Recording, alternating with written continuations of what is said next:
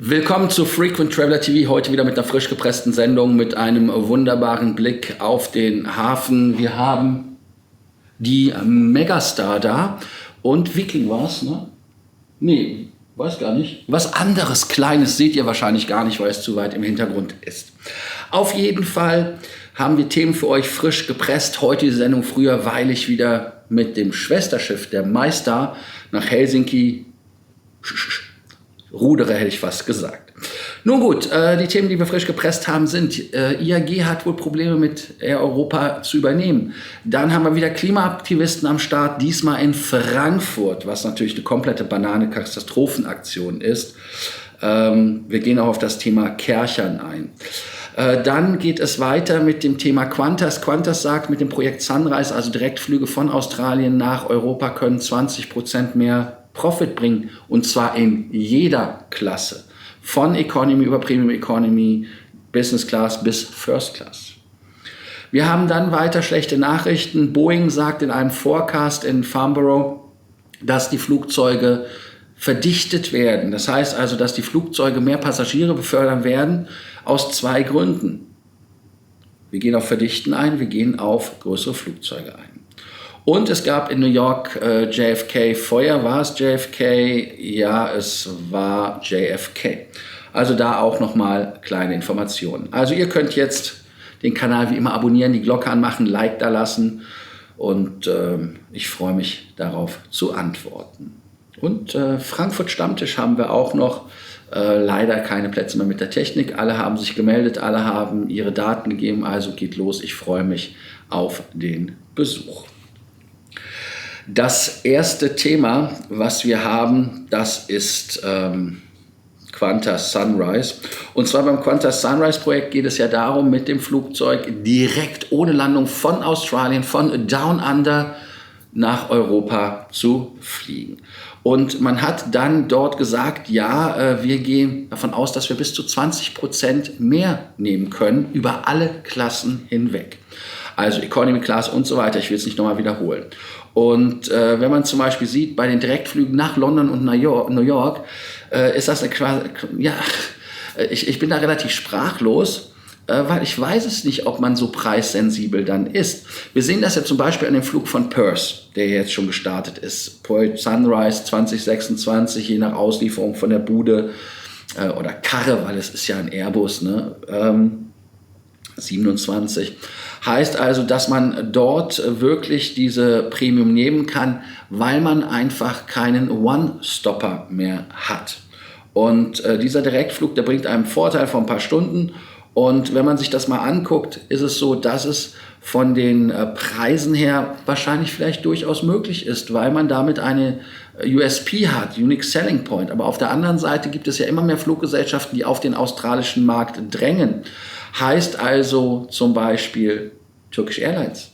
Und wenn wir ehrlich sind, ist der Umstieg in Istanbul, in Dubai, in Singapur, in Hongkong oder aber auch irgendwo anders auf der Welt, vielleicht dann in Riyadh, ne, mit Riyadh Air.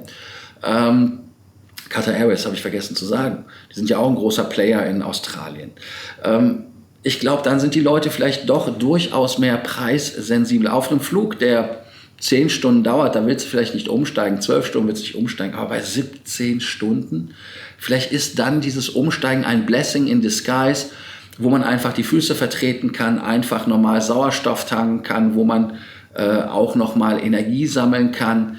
Also insofern dort einfach ja, einen Vorteil hat gegenüber. Aber Qantas sagt halt wirklich, dass dieses Premium Pricing dort möglich ist und damit halt auch Profite sorgt. Wir hatten ja mal ausgerechnet, wie viel Geld das kostet, alleine wenn das Flugzeug fliegt und wie viel verdient werden muss. Und es ist halt wirklich so, dass man natürlich sagen muss, dass dann klar ein Markt ist für Business Class und auch für First Class, weil es einfach limitierte Plätze sind. Aber schon mit der Premium Economy, die ein bisschen größer ist, oder aber auch mit den Economy-Sitzen, ist es so, dass ich glaube, dass da natürlich das nicht so einfach wird. Obwohl es in der Economy natürlich, wenn du von, ich sage jetzt mal ein Beispiel, ohne dass es jetzt auf Wahrheit beruht, wenn man für einen Flug jetzt normalerweise aufrufen würde, irgendwie $1.400 oder irgendwas und dann sagt 20%, ja, das sind dann prozentual natürlich gleich, aber von der Summe her ist es halt relativ wenig. Beim First-Class-Ticket, das dann mehrere tausend kostet, ja, da hast du ein Problem, weil dann hast du ja einfach auf einmal mehrere tausend, auch die Bude mehr kostet. Also insofern muss man mal gucken, ob sich das wirklich so darstellen lässt, wie die sagen. Und deshalb habe ich halt auch eine Frage dazu an euch als die erste Frage des Tages. Würdet ihr 20% mehr für einen Direktflug zahlen? Und zwar in dem Fall wirklich konsequent nur um diesen Australienflug. Das heißt also, wenn wir einfach sagen London nach Sydney, würdet ihr dafür mehr bezahlen, wenn ihr in London wohnt? Weil ich sage jetzt mal so, ob ich jetzt von Frankfurt, Berlin, Hamburg oder sowas erstmal bis London fliege und dann direkt fliege, da kann ich auch mit dem Türken direkt ab Hamburg fliegen, mit Emirati oder aber auch mit den Qatari und wie sie alle heißen. Da ist es ja dann Wumpe, da habe ich ja Umstieg oder Umstieg. Ne? Also da bin ich aber mal gespannt, was ihr sagen würdet, wenn sie jetzt vor eurer Haustür so einen Flug direkt anbieten und sagen, ja klar, zahle ich 20% mehr. Why not? Ja, wir haben als Trauerspiel heute wieder, wo es weitergeht, die Ich muss mich immer weigern, dass ich die Leute nicht durchbeleidige, weil ich es komplett Banane finde, was sie machen. Auf jeden Fall die Klimajungs und Mädels, die haben wieder die Landebahn in Frankfurt blockiert, indem sie sich da halt wirklich in den Frankfurter Flughafen durch den Zaun gezwängt haben und am Donnerstagmorgen halt sich da an dem Lufthansa-Drehkreuz festgetackert haben. Und die letzte Generation, die halt vor 6 Uhr den Flugbetrieb damit beendet hatte, bevor er quasi schon angefangen hatte. Starts und Landungen finden natürlich jetzt wieder statt. Noch vor 8 Uhr konnte der Flughafen wieder alle 4 Start- und Landebahnen freigeben. Ein Leser hatte gestern oder Zuschauer hatte gestern gesagt, Kerchern. Ja, kann man machen, halte ich jetzt aber für problematisch. Also ich würde einfach einen Zaun daraus machen. Also man ist durch den Zaun eingedrungen, haben sich festgeklebt und man hat halt wirklich immer wieder die Frage, wie kann das passieren? Ich meine, man weiß ja, dass so etwas passiert. Man weiß, dass die Jungs und Mädels da einen an der Marmel haben, einen an der Klatsche haben. Und da wäre es mal wirklich interessant, warum irgendwie die Polizei, die Bundespolizei, die dafür zuständig ist, das nicht hinkriegt auf Kette. Und der Ankunftsverkehr ist umgeleitet worden, darunter Flüge nach Zürich, Wien, Luxemburg und so weiter. Also ich bin halt wirklich da gespannt, was ihr dazu sagt. Und vor allem vielleicht, sind das berechtigte Forderungen, die sie haben? Und die andere Frage ist, die ich mir immer wieder stelle, ist, wenn jetzt jemand eine andere Forderung hat oder 100 Leute sagen, wir haben eine andere Forderung und sie machen denselben Quatsch, das öffnet halt Tür und Tor für so einen Mist. Und ich bin da halt wirklich mal gespannt. Also ich bin mal wirklich gespannt, welcher Flughafen morgen dran ist. Weil Köln, Bonn, Frankfurt, vielleicht wieder Hamburg, München. Wir werden es sehen. Wir haben dann ein Thema, was auch noch mal so ein bisschen ostentatives Atmen erfordert. Und zwar ist das Thema IAG und die Air Europe Akquisition. Und zwar ist es so, dass man 52% von Air Europa übernehmen wollte da also auch wirklich Slots abgeben, so wie Lufthansa es ja auch gemacht hat. Und man dachte jetzt auch eventuell, dass die British Airways, Iberia, Vueling, Aer Lingus und Level, die dazugehören zu IAG, dasselbe Glück haben wie die Lufthansa. Aber dem ist wohl anscheinend nicht so, denn das ist auch hier irgendein Drama ich weiß nicht, in wie vielen Akten wir mittlerweile das Ganze haben. Und es ist halt wirklich so, dass man jetzt Zweifel haben muss, dass dieser Verkauf durchgeht. Und ich bin mal gespannt, was da passiert, ob da jetzt die Lufthansa ankommt und sagt, ja, wollen wir auch haben. Aber die EU hat halt hier in dem Fall bis zum 20. August Zeit, sich zu entscheiden. Und der Hauptkritikpunkt ist natürlich immer wieder, dass es natürlich den Wettbewerb reduzieren würde. Und das ist natürlich der Hauptgrund. Seht ihr das auch so? Sagt ihr auch, der Wettbewerb wird reduziert, der Wettbewerb wird dadurch weniger. Air Europe ist ein guter, wichtiger Partner. Wir buchen zum Beispiel für viele unserer Concierge-Kunden Flüge nach Südamerika, die damit fliegen und gute Erfahrungen gemacht haben mit der 787. Also insofern, ich bin mal gespannt, wie die EU sich da entscheidet, ob es jetzt Druck gibt von den Spaniern, ob es Druck gibt von den IAG-Jüngern, heißt also in dem Fall dann wirklich von den Spaniern, Iberia und so weiter, die bei der IAG sind. Egal, IAG ist es. Ja, Feuer in JFK, da gab es ein bisschen Action, muss man sagen, und wenn man den Qualm sieht, ist das ja auch jetzt nicht wirklich auf die leichte Schulter zu nehmen. Ich persönlich hatte nie darüber nachgedacht, dass eine Rolltreppe brennen kann, und das war es auch im Terminal in JFK Flughafen. Es ist halt so, dass mehrere hundert Leute, die schon am Flughafen waren oder noch waren, ich weiß gar nicht, um welche Uhrzeit das war, ist es so, dass im Terminal 8 dort natürlich dann geräumt werden musste.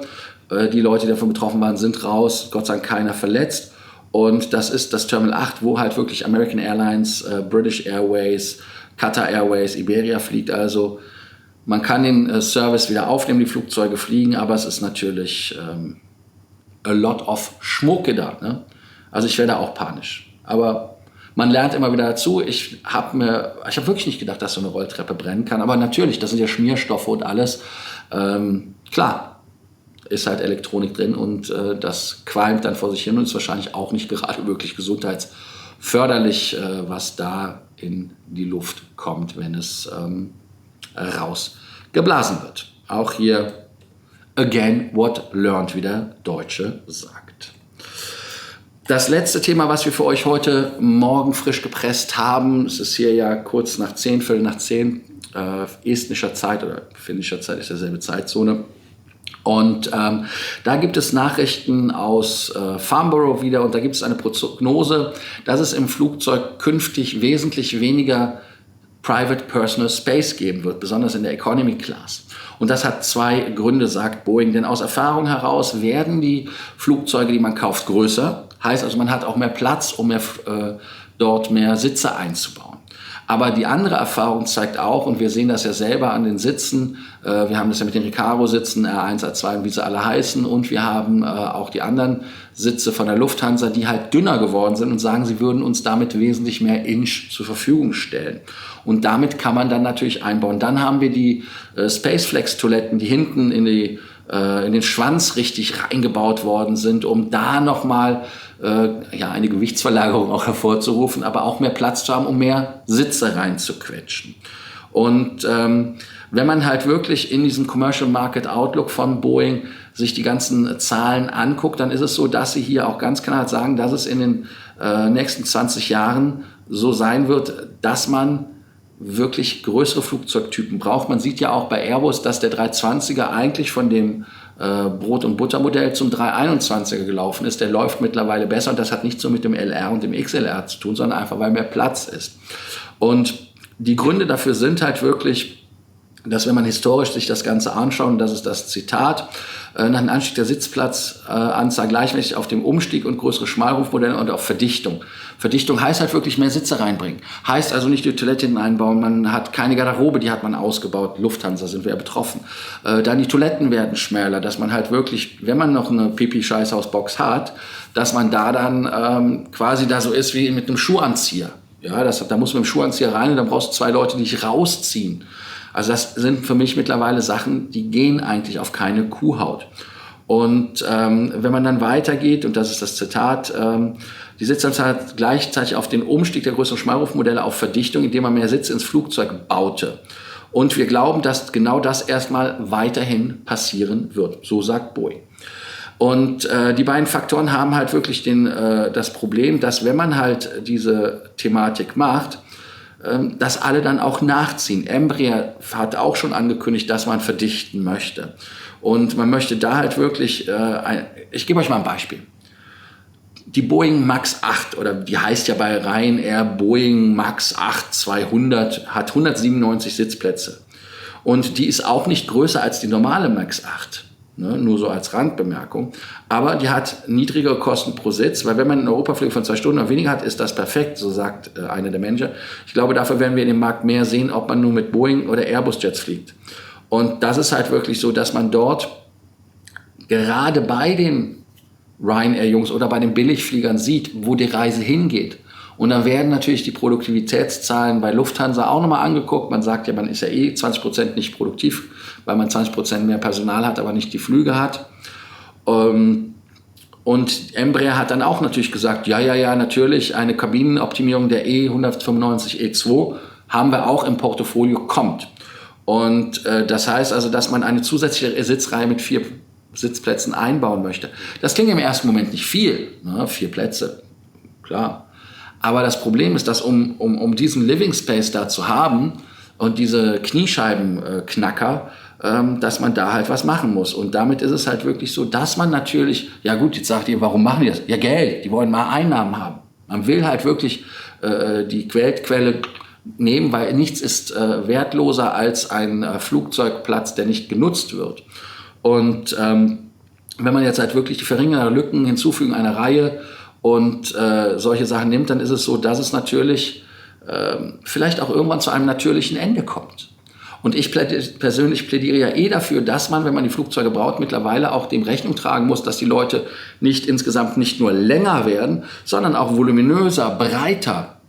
Und das ist halt auch das, was ich als Thema immer wieder sehe, wenn Leute, die kleiner sind als ich, sagen, da kommst du ja locker durch.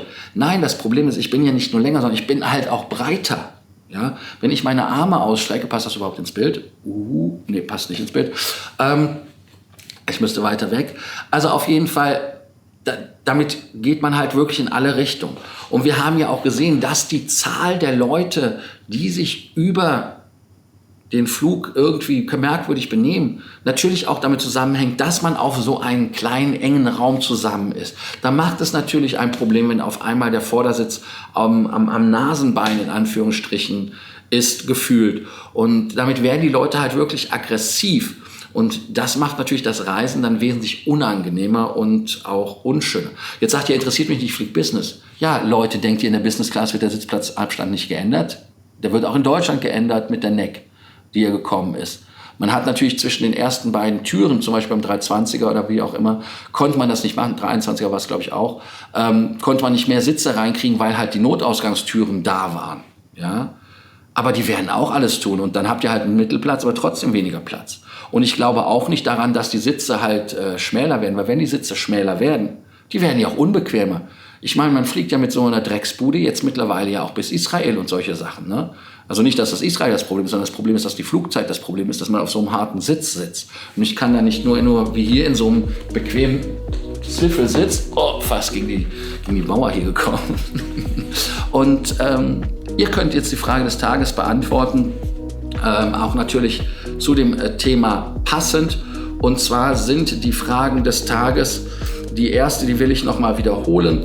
Und zwar, würdet ihr 20% mehr zahlen an Qantas, weil es ein Direktflug ist, wenn ihr dafür nicht umsteigen müsstet? Wäre das etwas? Und die weitere Frage des Tages ist natürlich, ist es gerechtfertigt, noch weniger Platz im Flugzeug zu erhalten? Oder sagt ihr, nein, im Gegenteil, da muss jetzt ein Mindestmaß hingehen? Und ich sage jetzt mal was als Vorsitzender der Vereinigung Passagier. Es gibt die Legeendenverordnung. Da ist festgelegt, wie viel Platz eine Henne haben muss. Bei uns ist das nicht der Fall. Vielleicht brauchen wir ein Menschenschutzgesetz. Nur meine Thoughts. Ihr kriegt von mir jetzt den Abspann. Viel Spaß. Tschö mit Ö und bis morgen in Alter und in Frische. Bis dann, ciao und ich mach mal aus, ich drück den Knopf.